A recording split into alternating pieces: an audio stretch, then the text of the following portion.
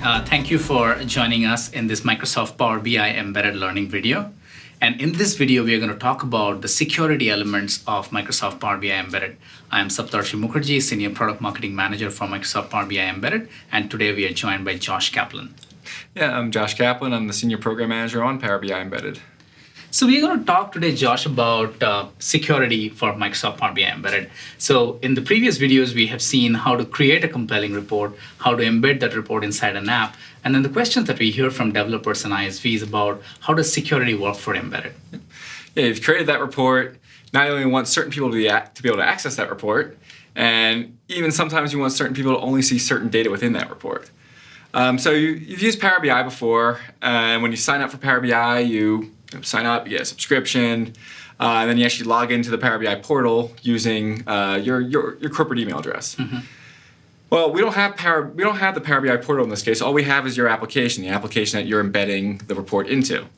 So if you look at my screen here, I actually have the sample application that we make available to get started with, and it is, just like I said, a full-blown web app. I log in here, I see my home page. Now I'm logged in here not as a Power BI user, I'm logged in here as a user of the sample application. And if I drop down here, you'll see that this is a user of that app, and it's not an AAD user, it's not part of Azure Active Directory. The application itself is actually using a custom form of authentication. But we still want to make sure that we can secure the artifacts of Power BI, even though this is not Power BI authentication or AAD authentication. So to do that, we've actually created a concept we call app tokens. Mm-hmm. The reason we brought in app tokens is because we wanted your application to still be the gateway for the user, the thing the user logs into, it authenticates, it authorizes the user, but then it can delegate to Power BI as to what that user can then see. So the way that works is we have your application here on the left that has its users, its authentication providers, all the different permissions of what that user is allowed to see. And then on the right-hand side here, you have everything you've created in Power BI, your workspace collections, your workspaces, the different reports.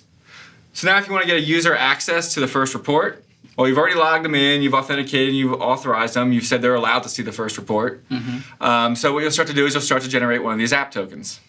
And actually, before you do that, you're going to want to copy out the API keys we give you. When you create your workspace collection, we're going to generate a set of API keys that you're going to copy out. You can do that either through our APIs, you can do it right through the Azure UI. And you're going to store those API keys somewhere in your application securely. Treat these like passwords. These are now a shared secret that we have between us at Power BI and you on your own application. Now you're going to use these API keys to go ahead and generate the app tokens when it's time to embed. So now when you want to get that user access to report one, you're going to start creating a JOT token, we call it, or JSON web token. So it's a little blob of JSON. And in that little blob of JSON, you're going to add in things like some claims, like the user can view report one. Report one's going to have an ID on it. You'll put that report ID in there. You also say which workspace this goes with, which workspace collection it's for. And then you'll set some expiration time. Mm-hmm.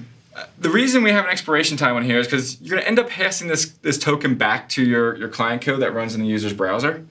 And it's going to provide access to that resource for some period of time, whatever that expiration time is.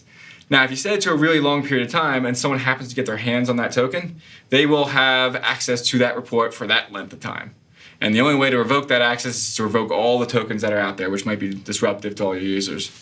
So what you want to do is you want to set these tokens for as short of time frame as possible. Sometimes 5 minutes if you expect the user to only be using the report for 5 minutes. Typically, an hour is a good time frame. You'll set that token for an hour. They'll view the report. If something should happen to leak out, then the token will expire. The person who got that token can no longer view that report. So back to this, though, we've started creating our token. We've put the claims on there. Now we're going to take our API key and we're going to sign that token. Mm-hmm. So now the token's digitally signed. If anyone was to go in and try to modify the token, they couldn't do that unless they actually had the API keys to go ahead and re-sign them. So you now take that token, which says the user can view report one, hand it back to your client code running in that user's browser, and then that client code can go talk to Power BI directly and attempt to render that report. When they do that, we're going to look at the API keys that we have on file and say, okay, do these match? Is this properly signed? If it is, yes. Does it have the proper claims for what it's trying to do? If it does, we'll go say, okay, is it still valid? Has it expired? No, it hasn't expired. It's still valid. Everything checks out. The user can now go ahead and view report 1. Okay. So this leaves all the authorization still within control of your application. So if today the user can see report 1 and tomorrow they can't, when they log in tomorrow, don't let them see report 1. Don't give them that access token. There's nothing you have to copy over to us to make this work.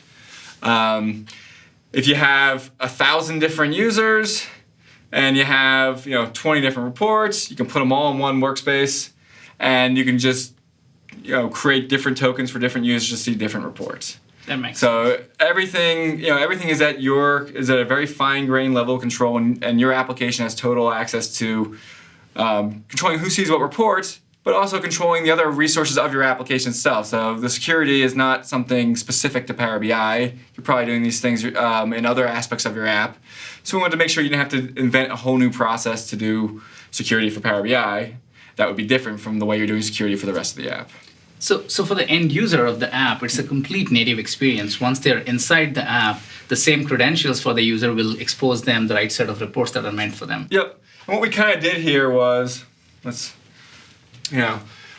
say we have multiple reports, report 1,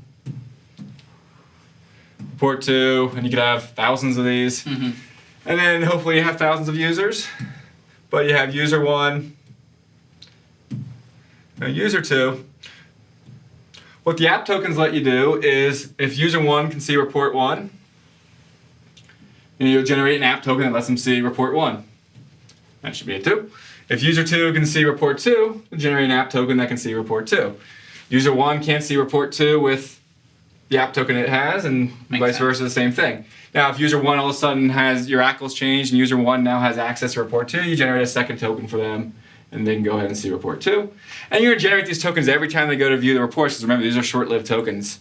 You're only gonna make them for the life of the session of viewing that report.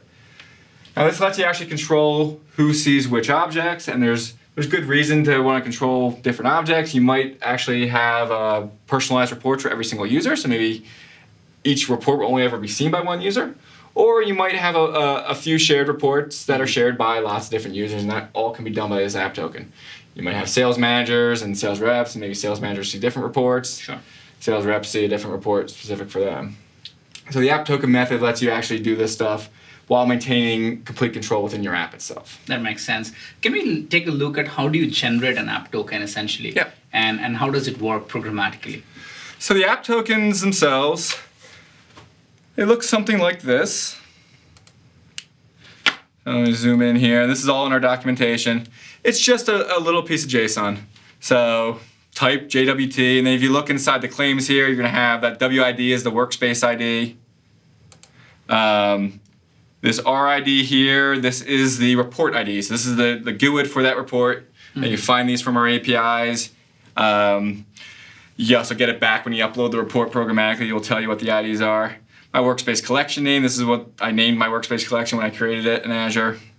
Then where they were issued from, the version of the token, and then the expiration time. I can also say the token is not valid until a certain time. So that's what that NBF is, not before. So those are the basics of the token. Now you're going to have to sign this JOT with your API keys. And to get your API keys, you have a couple options. You can go into the Azure portal itself. You can find one of your workspace collections, and on that workspace collection, there's an option for access keys. You'll have 2 keys in here. You only ever need 1 key at a time. The reason you have 2 keys is because you can regenerate these, and it's a good idea to do that periodically, just a good security measure. But you don't want to interrupt your service while you're regenerating these keys. So what you would do is, first you'd be generating all your app tokens with the first key, and then say you set your expirations to about an hour. What you'd do is, you'd start generating all your tokens now with the second key, then you'd wait an hour for all those old tokens to expire. Once they're expired, you'd go ahead and regenerate the first key. And then you'd start creating all your app tokens now with that new key. Wait another hour, regenerate your second key, now you have 2 new keys and you didn't interrupt your service at all. So we have 2 keys there, it's basically so you can roll the tokens periodically to make sure you're keeping it secure. That makes sense. And anything, again, you can do in the UI, you can also do through the API, so you can get these API keys. There are these access keys right now through the API itself. Oh, I can get the access key from using an API and then... You can use the API, you can use PowerShell, you can use any of the tools we have available. Oh, that's perfect. So we get a concept of how it works in this environment. What about multi-tenancy? Say, for example, I'm an application provider. I have multiple customers who are in turn have multiple users. Yeah. So how do I take care of multi-tenancy through the Power BI embedded security features? Yeah, so this worked well when we had just object level security. This user could see these reports, but this user could only see this report. Well, what happens though if it was a little bit different? We just had one report, and then each user sees the same exact report, but they see different stuff within the report. This user, user 1 sees this slice, user 2 sees this slice. They're looking at the same report, and they want to see different data. Now, we don't want to generate different reports for every single user. We want to make sure that you can reuse as few things as possible with as many people as possible, really. Sure. So if we come back to the example that we had here, our little sample app. I'm logged in here as Joe from the veryrealcontoso.com, and we can look at the report that I created earlier in the Power BI desktop. And Joe's from Contoso. Let's say this was an application, it was maybe an e-commerce site. And different customers can sell products on this e-commerce site. They may have different sales reps that work for them that sell the products. And when they log in, they should see only sales data for their products. Like if I'm selling something and you're in a totally different company and you're selling something, I shouldn't be able to see how your sales are doing. So Joe's in here from Contoso, he's logged in. We have one report here. But if you look at the names of the sales reps, you'll see there's some from Contoso, but there's also some from AdventureWorks, which is a totally different company. So Joe should not be seeing AdventureWorks sales. Now, we could make a separate report for each customer, but that can get kind of expensive. Right. So we can use a feature now known as RLS, or row level security, to actually let you reuse the same reports, but all see different data. And we can do that by going back to the Power BI desktop. I have this same report in the Power BI desktop, and we can make some changes to it. Now, Joe works for Contoso, and other people work for AdventureWorks. And all the users of my application, well, so actually, when we log in, when Joe logs in, we want to make sure he only sees Contoso. So we can do that in a couple ways. One is I can come in here and I can go ahead and create a new role. I have this little tenant table down here, so I could go and create a new role called, let's say, Contoso. And on the tenant table, I'm going to say where name equals Contoso. And then when my user logs in, I can just pass the role in as Contoso. I can do another one for AdventureWorks, and when an AdventureWorks user logs in, when I create that app token, I'll say they're an AdventureWorks user and they'd only see AdventureWorks data. You would basically apply a filter to that tenant table. That works, but you don't want to, hopefully you have thousands of customers, hundreds of customers. Yep. So you don't want to actually go through and create a role, have to go open up the desktop file, go in, create a role every single time a new user comes in. It's time consuming, it's expensive. So you can actually be a little bit more dynamic than that. So I'm going to draw something that looks a little bit like what I have on my screen now. Typically you might have a schema that looks something like this. We have a fact table, this could be like fact, sales.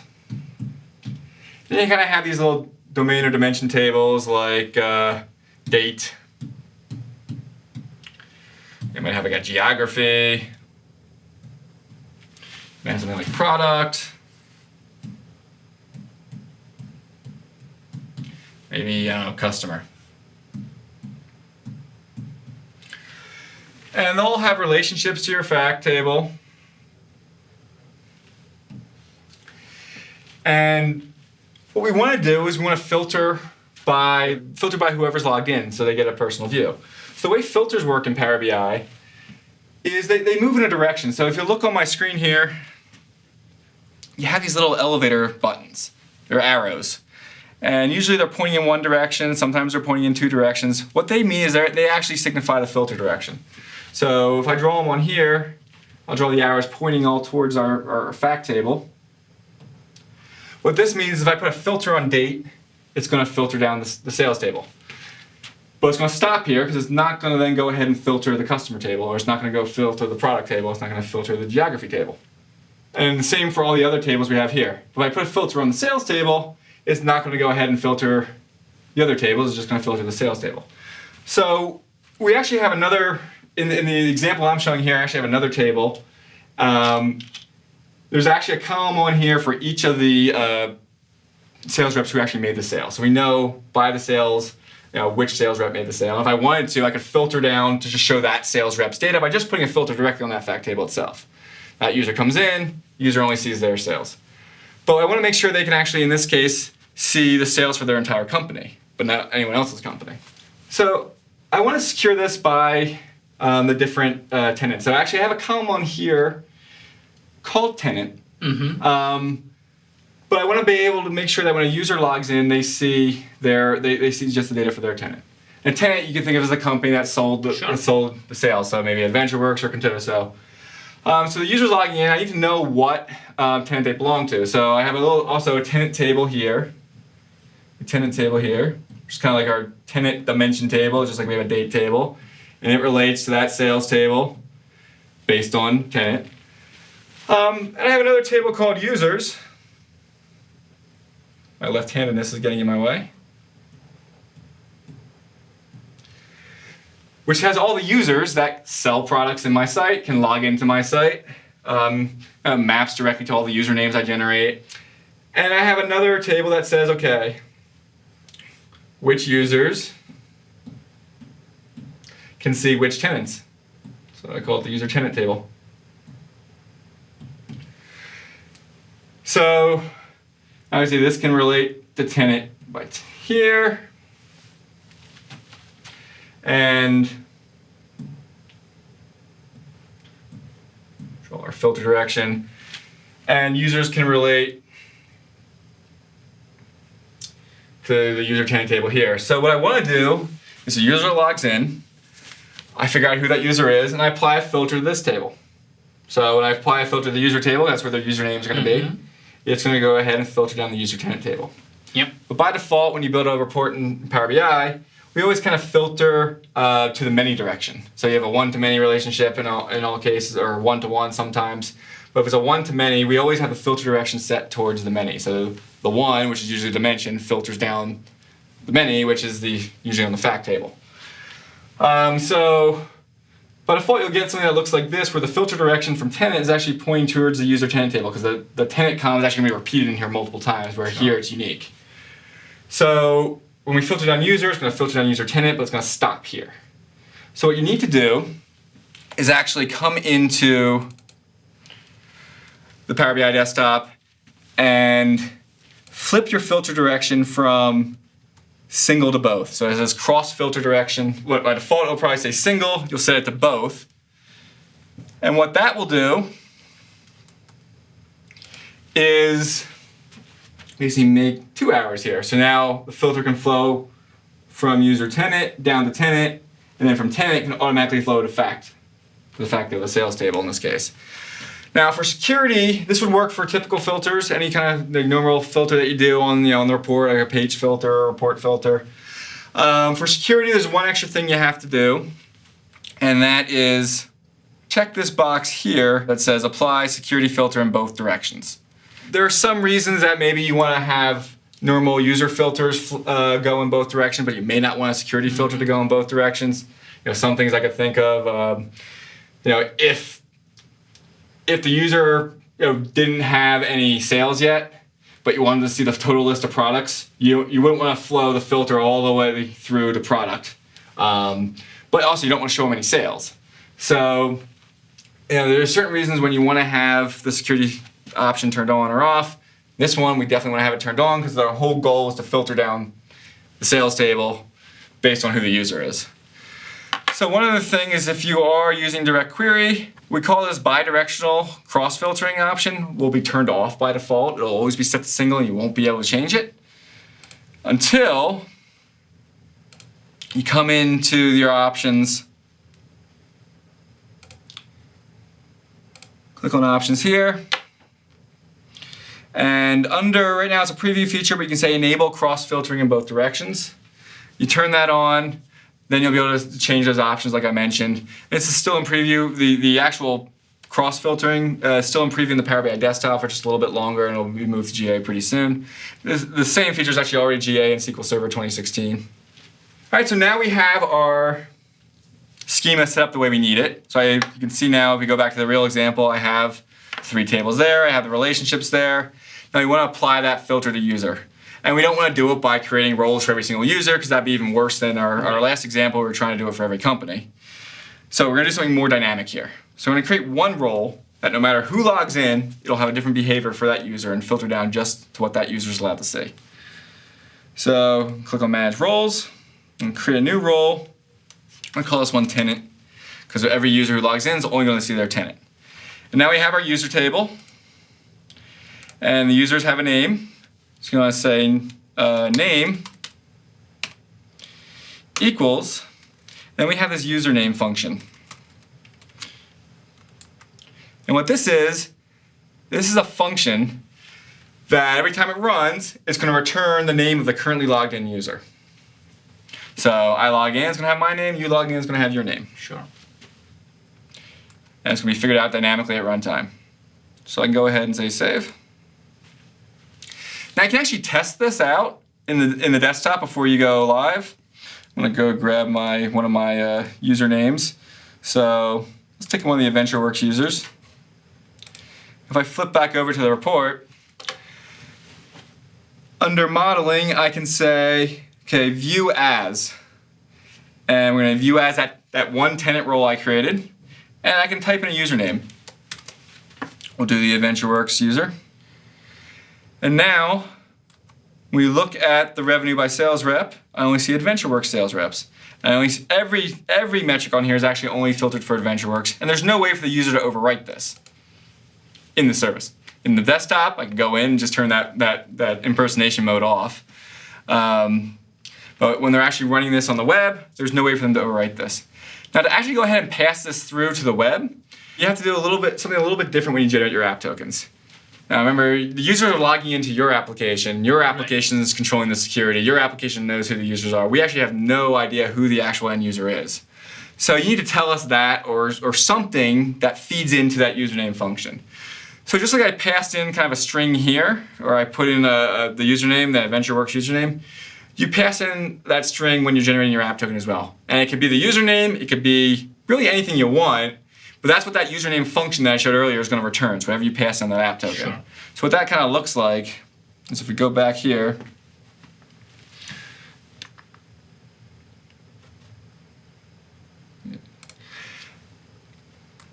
as you see down here, username, there's a new claim on there called username. And that's that string. It could be AdventureWorks. It could be anything you really want that's a string. It doesn't actually have to be the user. And then also which role you want it applied to. So we create that tenant role. I'll pass in the tenant role. It could be one or many roles. You can make this an array of values. But for each role that gets applied, it's going to look at the values inside that role, apply those roles, and then if there's more dynamic queries in there that use the username function, it'll pass through whatever you put in that username claim directly into those formulas. Those formulas will then go ahead and apply filters, and that will change what your user sees. So if you actually look at it, come back to the web now. I already kind of pre-uploaded it. We were logged in as Joe here. I'll flip over to the secured view where I actually had the RLS rules applied. Joe should only see Contoso now. And when it loads, we'll see, do a little fly out. See now we only see sales reps for Contoso. All the data we see is only Contoso data. So our security was applied. Now to actually go ahead and do this, to do that piece of the token that I was showing, you could go ahead and just generate the job manually like we do here, sign it with that API key. We can also use our SDKs to go ahead and generate the tokens. So if I actually look at the code for that website, this is how we were generating the token originally. This is our .NET SDK. We're calling create report embed token. We're giving it the workspace collection name, the workspace ID, and the report ID. And somewhere a little higher up in the code, we actually gave it those API keys. And it's going ahead and giving us back a JOT token. Now we can change this a little bit.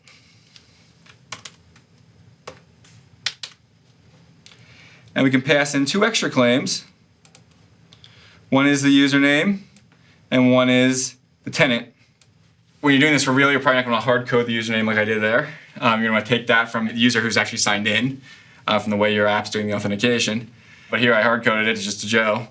And basically whatever you pass in here is what's going to show up on the app token, is what's going to be passed into the report, which is going to then go into that username function, which is going to filter down all the data. Perfect, perfect. Now, to enable the row-level security and make the multi-tenant security work, what's the impact of change in the core app or the application database? There's no major change there. You're still going to log in the users how you continue to log them in. It really depends then on the complexity of your security. So in this case, I needed to know how users map to tenants. I basically need to have the data to secure on somewhere within the service. So if it was something like, let's say username was directly on the sales table and I just wanted users to see their own username, I could just directly pass in the username on the app token, put a filter on here, it'd be done. Really simple. But since I want to do a little bit extra here and I want to make it so there's some mapping, like you could picture it, maybe a more realistic case would be, you have a sales product where users see all sales in their sales territory, and then they have managers who sees all the sales in all the territories that their people manage.